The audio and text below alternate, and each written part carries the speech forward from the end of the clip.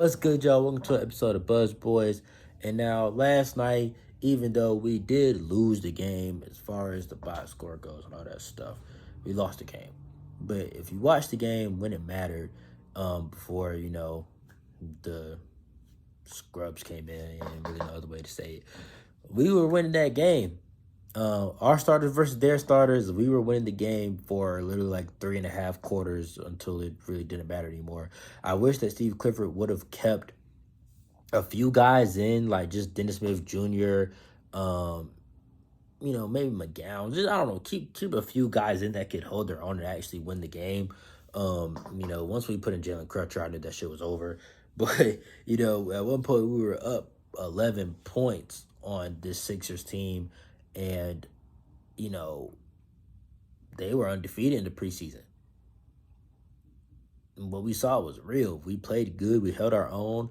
Um, Everybody played well. Even Tiro, he didn't shoot it that good, and we were still winning the game. Gordon played really good, and reminded a lot of people that I feel like forgot what he was capable of. At one point, Gordon Hayward was our leading scorer. That wasn't that long ago, guys. He's not trash. He's not washed. He's just hurt. When he's on the court, he does pretty good. The centers played well. Plumlee played well. Had himself a little triple single. He played well. Um, Mark Williams played well. He had 9 points in 12 minutes. Nick Richards played well. I think he had 7 and 7. He's done that a few times this preseason, 7 and 7, in like 20 something minutes, and he had like multiple blocks. Um, you could feel his impact on the game. Book night, he came out, got off to a slow start, but he after you saw a few go in, he kind of heated up a little bit, and I feel like that's good for him. Very, very, very good for him, confidence wise, just to see a few go in at the tail end of the last preseason game, because that is something you can truly carry into the regular season, because you ended that game good, that last preseason game good. Um, and yeah, we ended that show on a high note. I feel like, uh, McDaniels, he played all right. JT Thor, I feel like he played pretty good. I feel like our young core played pretty good. Everybody, I feel like they played pretty good. It's just about how can we mesh this together. It does seem like Terry Rozier is going to be starting point guard going forward. Um, Martin came. Oh yeah, Martin came back.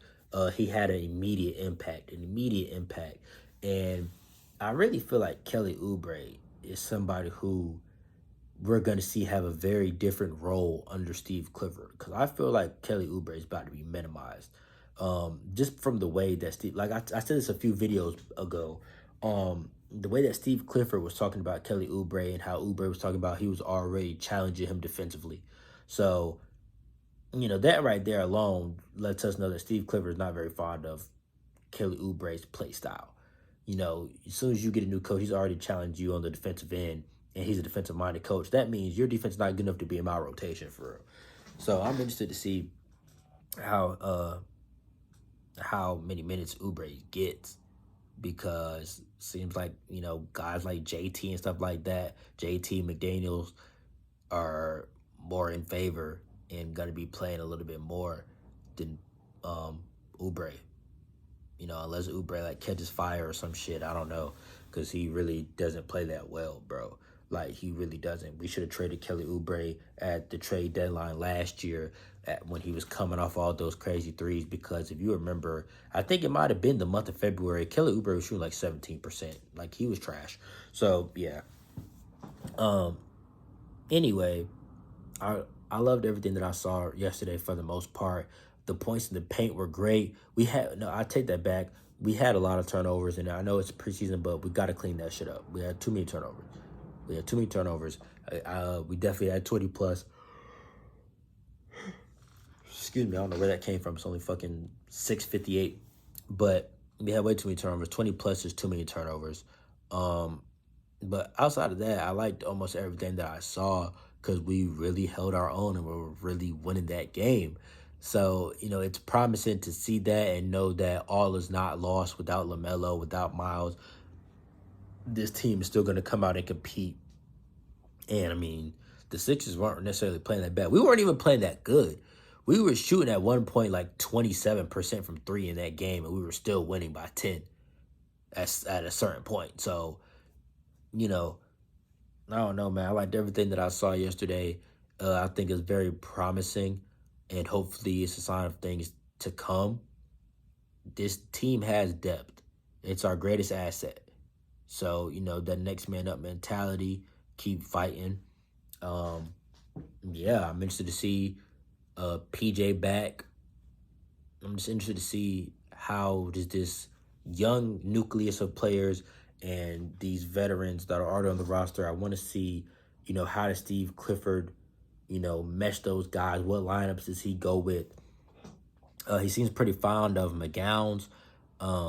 He gets run with the veterans. I see that he puts him out there with the veterans.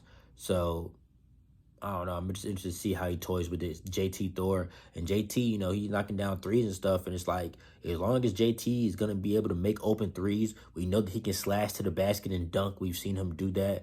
And we know that he can play perimeter defense. I think JT Thor and Mark Williams are definitely going to get a lot of rotation minutes this year, because, he's producing. Mark Williams is producing. Nick Richards is playing very good too.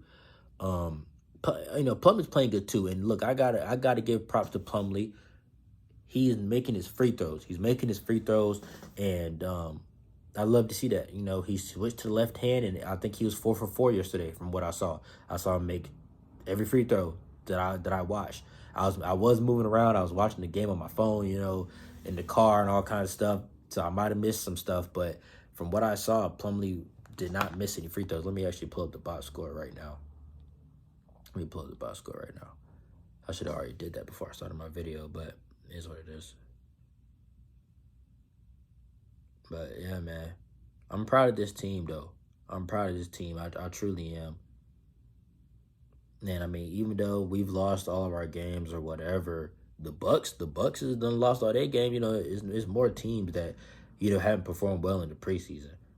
Like, at the end of the day, it's the preseason. The starters are coming out halftime, sometimes before that. Like, at the end of the day, you don't want to go too crazy looking at preseason stuff. But yeah, McDaniels did not play good last night. He didn't play good. But Plumlee had 6 and 5 assists. T-Row, 12 points, 4 rebounds, 4 assists. He was 4 for 11 from the field.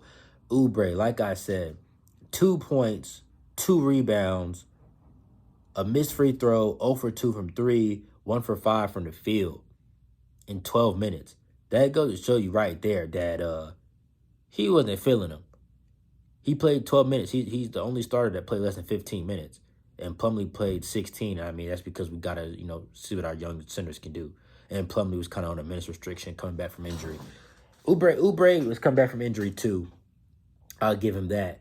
But, I mean, he played like shit, and he's the only starter with a negative plus minus. I take that back. McDaniels had a negative plus minus too. So, yeah. But JT Thor had a positive plus minus. Cody Martin had the best plus minus on the team at a plus 13. 8 points, 5 rebounds, and, the defensive impact that he makes. Nick Richards was a negative 11. That's crazy. But he had 7 and 7, though. Mark Williams, negative 3. Interesting to see these little things. Plus minuses. But Book Knight, 11 points. That's what's up, man. But yeah, once Jalen Crutcher came into the game, I knew it was over. And LiAngelo Ball did not fucking play because here comes bitch-ass Xavier Sneed. Like, why the fuck is Xavier Sneed on this roster taking minutes away from Jello? Same shit as the Greensboro Swarm. Here comes stupid-ass Xavier Sneed who doesn't do a goddamn thing. And he's just taking away. Like, bro, Xavier Sneed played 5 minutes last night. He had 0 shot attempts and did fucking nothing. 0 shot attempts, 1 rebound. 2 fouls. Why is he on this team? And we just picked him up a few days ago. 0. In 5 minutes, he did nothing. But foul. Then Derugi, same shit. 0 points, 2 fouls, goose eggs all across the board in 4 minutes. Absolutely nothing. Why the fuck are y'all here? At least when Jello plays, he scores. He tries to shoot the ball. He tries to do something. Like, get the fuck on, bruh. Get so sick of seeing Xavier Sneed and Jalen Crutcher on his team every fucking year. Fuck off. Like, bruh, why are we so infatuated with these two guys who do nothing? Nothing. It's fucking crazy, bro. Even for the Greensboro Swarm, I have watched the Greensboro Swarm. They're not good. Anyway, I digress. I love the way that the main guys who mattered played yesterday. I like the way the people who are going to be on the roster in a few days played. Okay? Except for McDaniels and Kelly Oubre. Everybody else played good, in my opinion. McGowns could have played a little bit better, but, you know, limited run, it is what it is. But like I said, most importantly, Book Knight came out. He had 11 points, and this is by far his best game. Maybe not stat-wise, because I believe he had like 8 points or some shit in another game, but like it was an ugly 8. You know, let me see what his fucking field goals was. Let me see. But I'm just happy that he had some type of impact last night. Book Knight was 4 for 8, 3 for 6 from the 3. So he shot 50%. He had 3 rebounds, 1 assist, 1 turnover, negative plus or minus, but he had 11 points. So I mean, it is what it is.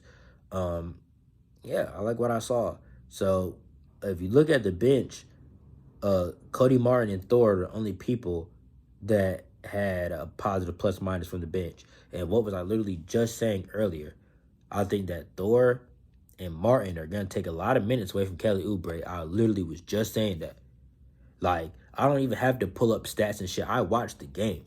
I know what the fuck I saw. I don't even have to pull up stats. You know, like, bro, Kelly Oubre going to be on the outside looking in sooner rather than later. I mean, I know, you know, JT Thor plays the 4, you know, but it's just like, you know, if we start, especially McDaniels, I think McDaniels is going to pick it up, though. But it's like, if we can start Dennis Smith Jr. at the point guard, Terry at the 2, Gordon at 3, PJ 4, Plumlee 5. You know, we don't got to really throw Oubre in that starting lineup. We really don't. And especially with Martin back now, Martin might leapfrog him for that starting lineup if we do decide to keep playing Terry at point guard. It's something to keep an eye on. Just who Steve Clifford favors early on into the year, who earns his trust, who loses trust, and who remains in the lineup towards the All-Star breaking on. It's just interesting to see. And it's obviously going to you know, depend on our record, how competitive we are, and all that good stuff. But I think some young guys are ready to compete right now. Like JT Thor, I think he's going to be in this rotation moving forward. I'll be surprised if he's not. I think he's going to be in this rotation. I mean, you look last night, JT Thor played 28 minutes. He played the most out of everybody. I mean, and like Kai Jones, 6 minutes. He's not very favored by Steve Clifford as of now. But it seems like JT Thor is kind of like that one guy that I would say JT, Nick, and Mark Williams, and McGowns, because he seems pretty high on McGowns as well, and even Book Knight, because Book Knight plays a lot too. But those kind of seem to be the young guys that are like Steve Clifford seemed to believe in just based off the minutes that they've received this preseason. But I'm glad that I was about to say Jay-Z. I'm glad that JT was able to you know, make a positive impact. For sure, definitely happy for him. But I'm gonna go ahead and wrap this up, y'all. We have 14 minutes.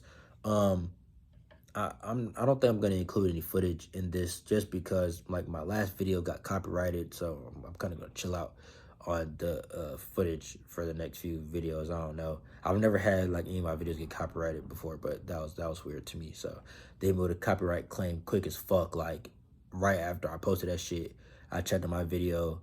You know, I always check on my video just to see how it's doing, and it was like less than 10 minutes, and it was like 2 views, copyright claim. I'm like, what the fuck? And then I go back 4 hours later, I have like 10 views, copyright claim. I'm like, bro, I should have way more than 10 views in 4 hours. I knew something wasn't right. So I'm just going to chill out on that. If you guys want to watch the highlights, you know, already know, go on YouTube, Hornets first Sixers, everything's going to pop up. But anyways, thank you guys. I appreciate you guys, you know, tapping in with me on the live. That might be something I definitely start doing, is going live like every game. Fuck it. You know, if I'm at home chilling, watch the game, go live. Y'all can enjoy that shit with me. I appreciate y'all that are on the live with me for an hour plus, hour and a half, however fucking long I'm up there during the game. That shit means a lot. I appreciate the comments telling me to keep going, telling me that you guys love my content. That shit means a lot. I swear to God. I'm trying to have a heart-to-heart with my subscribers. It's a fucking fire truck coming by. At least they're going to save some fucking lives, but damn. Anyway, I appreciate you guys, man. If you are subscribed, but you don't have the notification bell on, press the little bell, and so you'll get notified when I drop a video or when I do go live, all of that good stuff. And if you're new here, this is your first time watching me, make sure to subscribe, man. Anyways, I'll catch you guys on the next one. Peace. My next video, I'm probably just going to do like just the all around talking about the preseason, because that was the last preseason game. So I'll probably just do like a whole preseason recap or some shit in the next coming days, because we do have a week off until the Spurs game. Also, update on LaMelo. I'm seeing a 1 to 2 week timetable, which isn't that bad because the Spurs game is a week away. So it's like he might only miss probably the home opener or maybe one more game, which isn't bad. You know, if he misses the first 2 to 3 games, cool, it's not that bad. But anyways, I'll catch y'all